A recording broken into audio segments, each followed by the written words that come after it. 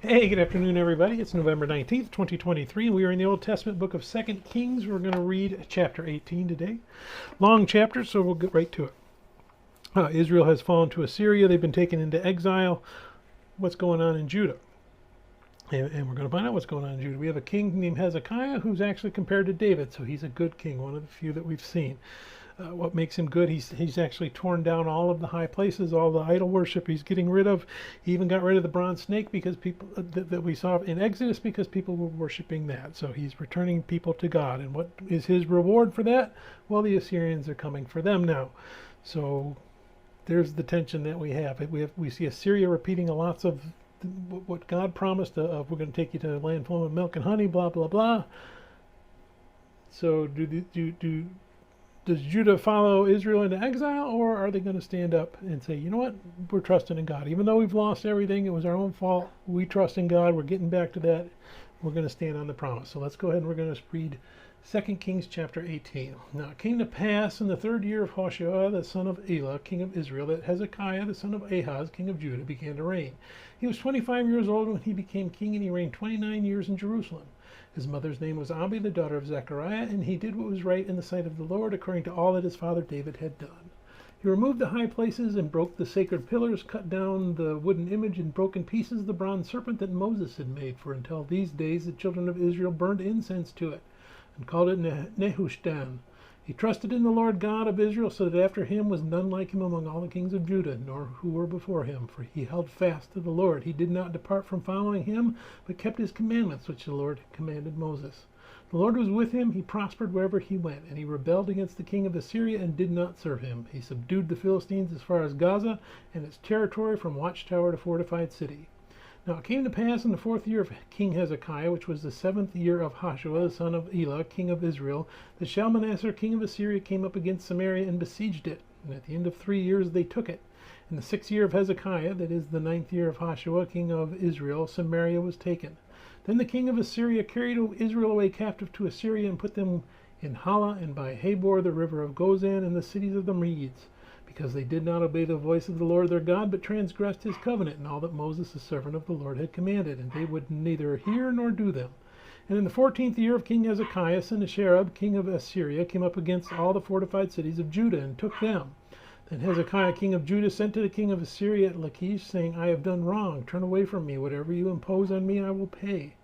And the king of Assyria assessed Hezekiah, king of Judah, 300 talents of silver and 30 talents of gold. So Hezekiah gave him all the silver that was found in the house of the Lord and in the treasuries of the king's house. And at that time Hezekiah stripped the gold from the doors of the temple of the Lord and from the pillars which Hezekiah king of Judah had overlaid, and gave it to the king of Assyria. Then the king of Assyria sent the Tartan, the Rabsaris, and the Rabshakeh from Lachish with a great army against Jerusalem to King Hezekiah. And they went up and came to Jerusalem. When they had come up, they went and stood by the aqueduct from the upper pool, which was on the highway to the fuller's field. And when they had called to the king, Eliakim, the son of Hilkiah, who was over the household, Shebna, the scribe, and Joah, the son of Asaph, the recorder, came out to them. Then the Rabshakeh said to them, Say now to Hezekiah, Thus says the great king, the king of Assyria, What confidence is this in which you trust?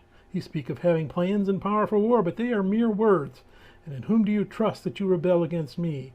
Now look, you are trusting in the staff of this broken reed Egypt, on which if a man leans, it will go into his hand and pierce it. So is Pharaoh king of Egypt to all who trust in him. But if you say to me, We trust in the Lord our God, is it not he whose high places and whose altars Hezekiah has taken away, and said to Judah and Jerusalem, You shall worship before this altar in Jerusalem?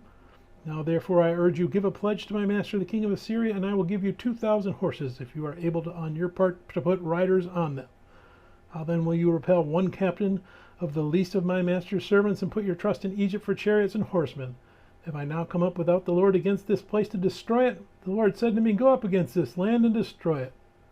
Then Eliakim, the son of Hilkiah, Shebna, and Joah said to the Rabshakeh, Please speak to your servants in Aramaic, for we understand it, and do not speak to us in Hebrew in the hearing of the people who are on the wall. But the Rabshakeh said to them, Has my master sent me to your master and to you to speak these words, and not to the men who sit on the wall, who will eat and drink their own waste with you? Then the Rabshakeh stood and called out with a loud voice in Hebrew, and spoke, saying, Hear the word of the great king, the king of Assyria. Thus says the king, do not let Hezekiah deceive you, for he shall not be able to deliver you from this hand. Nor let Hezekiah make you trust in the Lord, saying, the Lord will surely deliver us. This city shall not be given into the hand of the king of Assyria.